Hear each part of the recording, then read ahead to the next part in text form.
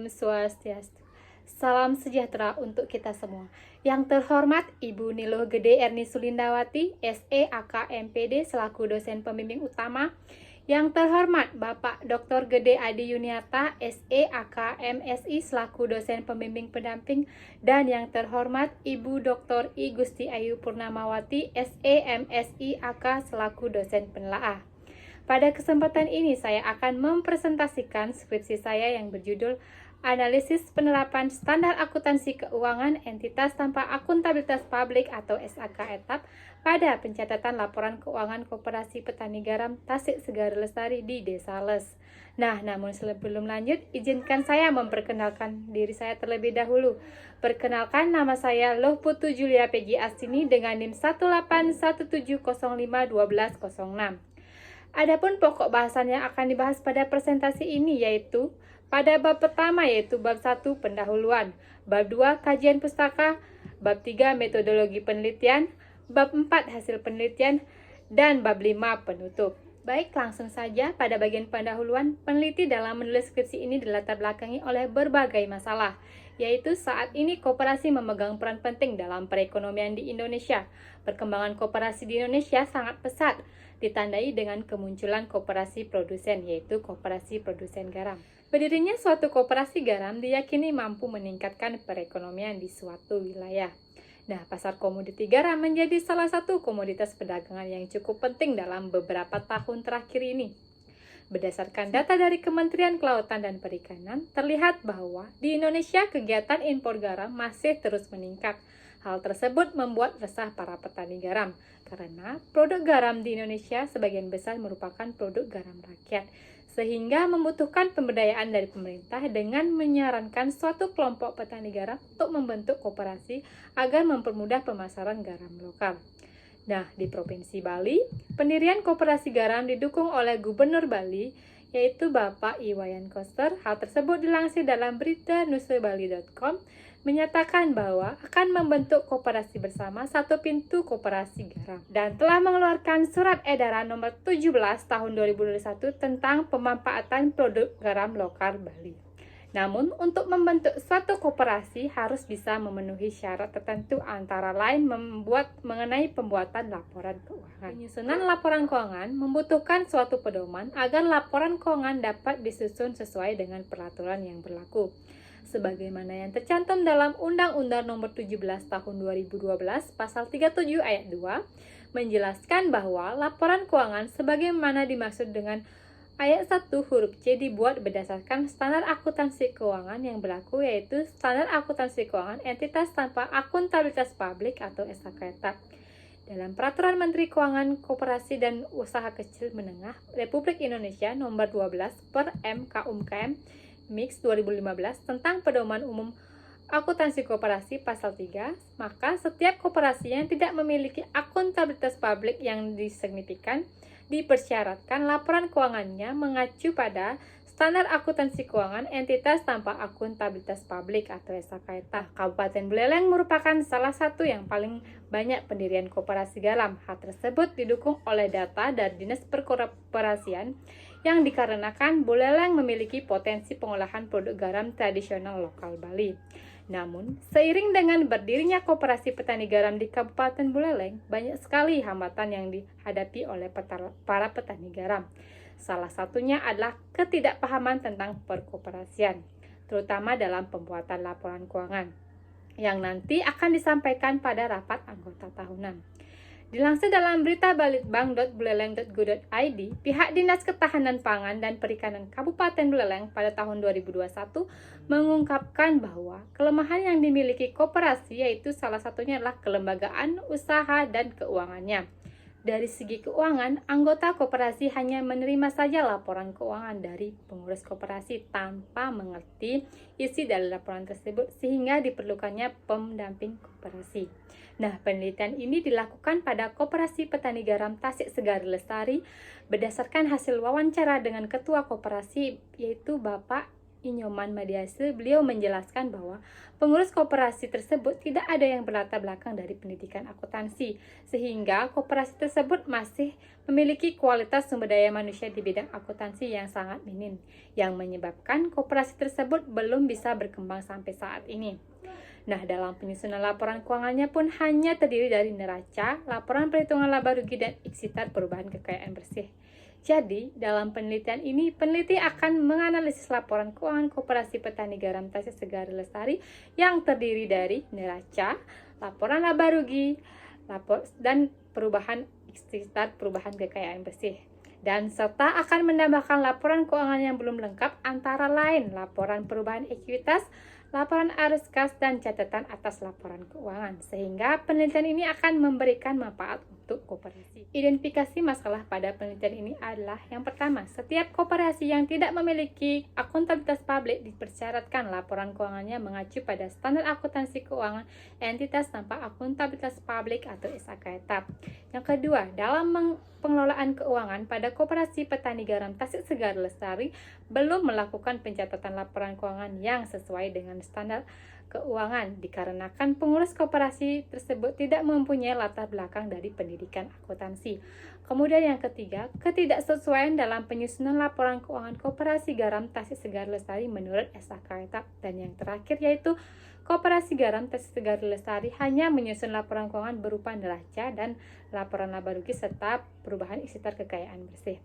Nah, penelitian ini juga melakukan pembatasan terhadap variabel penelitian mengenai pengetahuan akuntansi dan penerapan akuntansi keuangan entitas tanpa akuntabilitas publik atau SAKETAP yang mengkhususkan pada laporan keuangan Koperasi Petani Garam Tasik Segar Lestari. Kemudian peneliti juga membuat rumusan masalah, yaitu yang pertama, mengapa Koperasi Petani Garam Tasik Segar Lestari tidak menerapkan SAKETAP dalam menyusun laporan keuangan? Kemudian yang kedua, bagaimana implementasi penyajian laporan keuangan Koperasi Petani Garam Tasik Segar Lestari sesudah disesuaikan berdasarkan SAKETAP?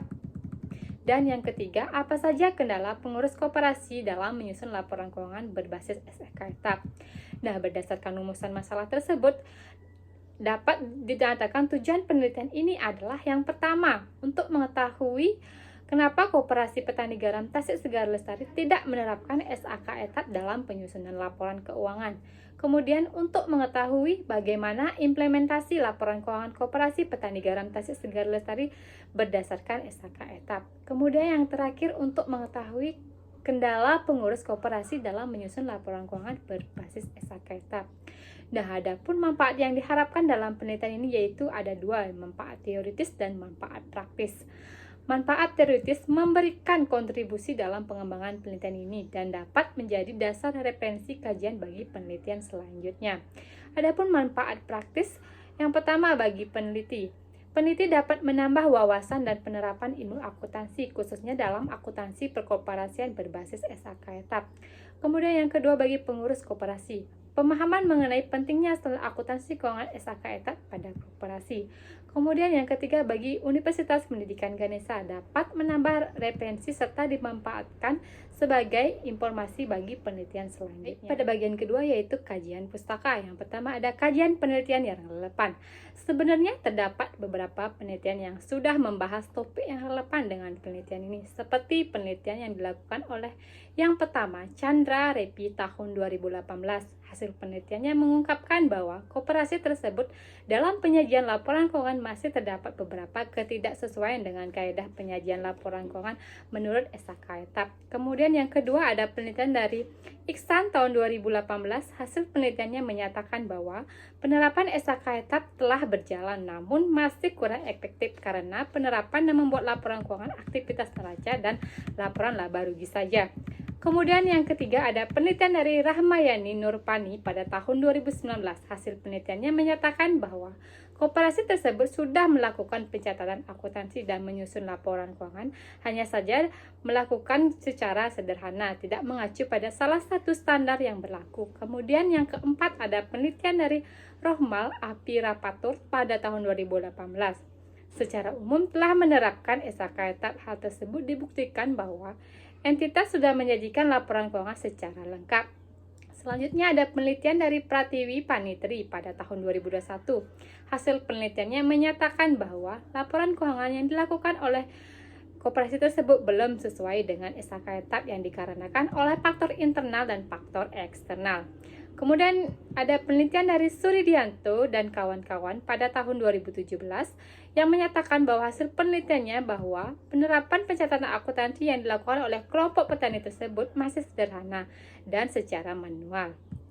Kemudian ada pun landasan teori yang digunakan dalam penelitian ini adalah yang pertama mengacu pada koperasi, laporan keuangan, standar akuntansi koperasi, standar akuntansi keuangan menurut SAK ETAP, dan laporan keuangan lengkap menurut SAK ETAP. Adapun model kerangka berpikir dalam penelitiannya ini yaitu peneliti hendak meneliti mengenai laporan keuangan koperasi petani garam Tasik Segar Lestari, yaitu menganalisis laporan keuangan sesuai atau tidak sesuai dengan SHK ETAP yang terdiri dari neraca, laporan arus kas, laporan perubahan modal, laporan laba rugi, dan catatan atas laporan keuangan, serta akan mengimplementasikan penerapan SHK ETAP. Yang ketiga yaitu metode penelitian. Untuk metode penelitian yang digunakan pada penelitian ini adalah metode penelitian kualitatif dengan pendekatan penelitian yang digunakan yaitu pendekatan deskriptif. Pendekatan deskriptif yaitu pengumpulan serta menganalisis data-data yang diperoleh dari perusahaan untuk selanjutnya diolah kembali untuk mendapatkan gambaran yang jelas dari masalah yang akan dibahas. Nah, pada penelitian ini mengenai penerapan SAK ETAP dalam penyusunan laporan keuangan pada Koperasi Petani Garam Tasik Segar Lestari.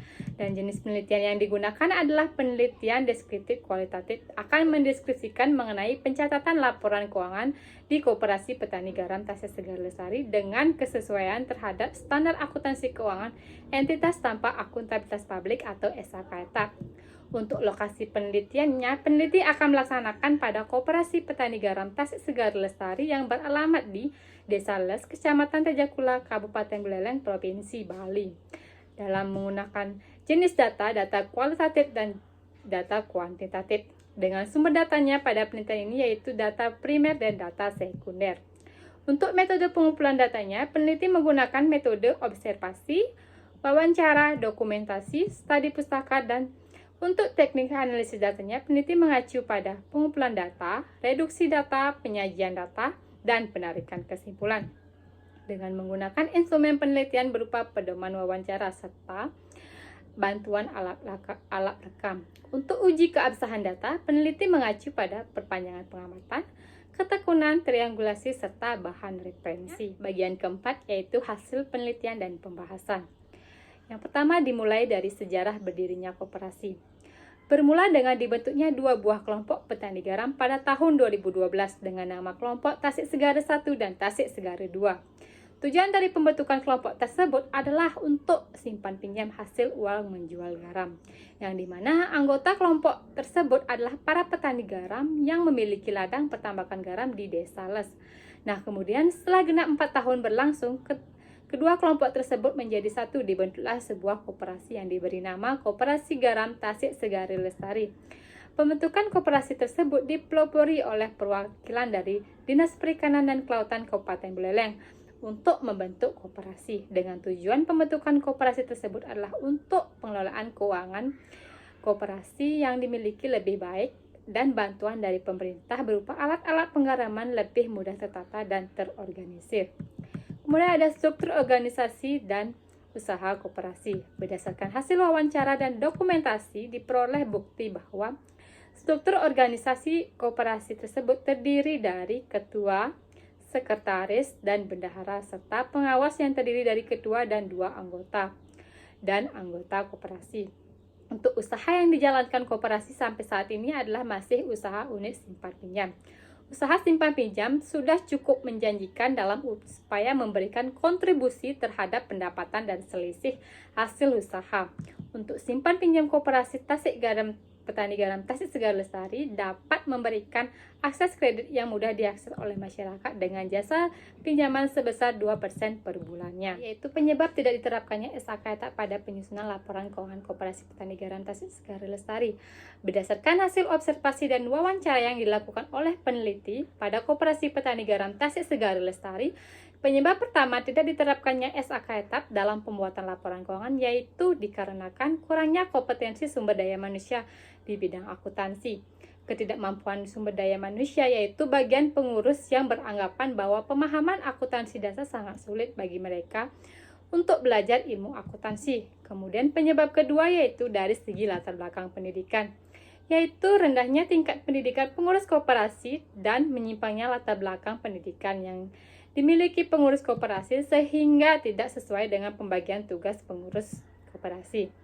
Penyebab ketiga yaitu pandangan bahwa membuat laporan keuangan yang dirasa penting oleh pengurus koperasi. Selama ini Koperasi Petani Garam Tasik Segar Lestari membuat laporan keuangan yang dirasa penting saja dan itu saja yang akan dilaporkan pada dinas perkoperasian. Kemudian yang terakhir penyebab keempat yaitu tidak adanya pengawasan dari pihak-pihak yang memiliki kepentingan terhadap laporan keuangan terutama pemerintah dan lembaga-lembaga terkait. Jadi sangat diperlukan pembinaan untuk koperasi terutama koperasi-koperasi di bidang pertanian.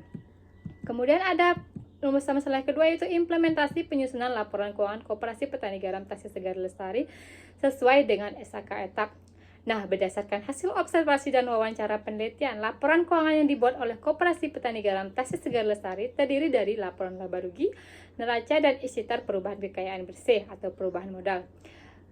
Berikut analisis pada neraca Koperasi Petani Garam Tasik Segar Lestari. Penyajian neraca yang dibuat oleh Koperasi Petani Garam Tasik Segar Lestari pada akhir periode 2021 dapat dilihat di slide, bahwa jumlah aktiva dan pasiva tidak seimbang sehingga belum sepenuhnya sesuai dengan SAK etap. Koperasi Petani Garam Tasik Segar Lestari menyajikan aset dalam neraca berdasarkan likuiditas pos aset yaitu aktiva lancar dan tidak mencantumkan aktiva tetap. Karena hal ini dirasa penting informatif bagi pengguna laporan keuangan. Pos-pos yang disajikan oleh Koperasi Garam Tasik Segar Lestari antara lain kas, bank, piutang, kewajiban, dan kekayaan bersih. Tidak adanya pos persediaan karena koperasi ini bergerak di bidang simpan pinjam. Dan tidak ada pos investasi karena semua properti milik koperasi serta tidak ada kewajiban pajak. Kedua yaitu laporan laba rugi. Dalam laporan laba rugi Koperasi Petani Garam Tasik Segar Lestari dilakukan dalam satu periode akuntansi yaitu dalam waktu 1 tahun. Dapat dilihat pada slide, akun pendapatan Koperasi Petani Garam Tasik Segar Lestari hanya menyajikan 2 jenis pendapatan, yaitu pendapatan bunga dan pendapatan lainnya. Koperasi Petani Garam Tasik Segar Lestari mengklasifikasikan beban menurut fungsinya, sehingga dilihat dari keseluruhan pos-pos akun pendapatan dan beban yang ada pada pelaporan laba rugi Koperasi Petani Garam Tasik Segar Lestari sudah sesuai dengan SAK etap, tetapi belum secara signifikan dikarenakan belum menyampaikan laba setelah pajak. Kemudian yang ketiga adalah laporan perubahan ekuitas. Dapat dilihat di slide pada laporan perubahan modal ekuitas Koperasi Garam. Semuanya komponen tersebut tersedia dalam laporan perubahan ekuitas, tetapi pencatatannya masih belum sesuai dengan SAK etap. Pos wajib yang ada seharusnya dibuat dan beban yang diakui secara langsung dalam ekuitas. Saldo awal dan akhir masing-masing ekuitas tidak adanya pos wajib lainnya dikarenakan memang tidak dilakukannya kontribusi, korelasi maupun perubahan kebijakan yang dapat mempengaruhi ekuitas. Dan untuk format penulisannya masih belum sesuai dengan SAK etap. Implementasi penerapan SAK etap sesudah disesuaikan dengan SAK etap. Yang pertama pada neraca. Pada neraca Koperasi Petani Garam Tasik Segar Lestari awal yang dibuat belum sepenuhnya sesuai dengan SAK etap. Adapun setelah disesuaikan dengan SAK etap, format SAK etap, maka diperoleh total aktiva sebesar Rp 42.751.198.000 dan total aktiva Rp0. Total kewajiban yaitu Rp6.342.049 dan total ekuitas sebesar Rp36.409.149. Kemudian yang kedua adalah laporan laba rugi. Berdasarkan hasil analisis laba rugi Koperasi Garam Tasik Segar Lestari yang sudah disesuaikan dengan SAK etap, diperoleh SAKU sebesar sebelum pajak yaitu Rp 894.000. Hal tersebut dikarenakan koperasi tersebut belum memiliki nomor wajib pajak atau NPWP. Jadi Koperasi Petani Garam tersebut masih belum melaporkan wajib pajaknya. Kemudian yang ketiga adalah laporan perubahan ekuitas. Koperasi Garam sudah membuat laporan perubahan ekuitas, namun penyajiannya belum sesuai dengan SKK etap. Berdasarkan analisis, maka laporan perubahan ekuitas yang dibuat berdasarkan SKK etap diperoleh jumlah ekuitas akhir atau jumlah modal akhir 2021 sebesar Rp409.149.000. Selanjutnya yaitu laporan arus kas. Berdasarkan analisis laporan arus kas disesuaikan dengan SKK etap, maka dapat dilihat saldo per 31 Desember 2021 yaitu sebesar Rp23.303.198.000. Aktivitas operasi dalam Koperasi Petani Garam Tegar Lestari disesuaikan dengan mengkoreksi pos-pos yang secara umum terkait aktivitas penghasilan utama koperasi yaitu usaha simpan pinjam.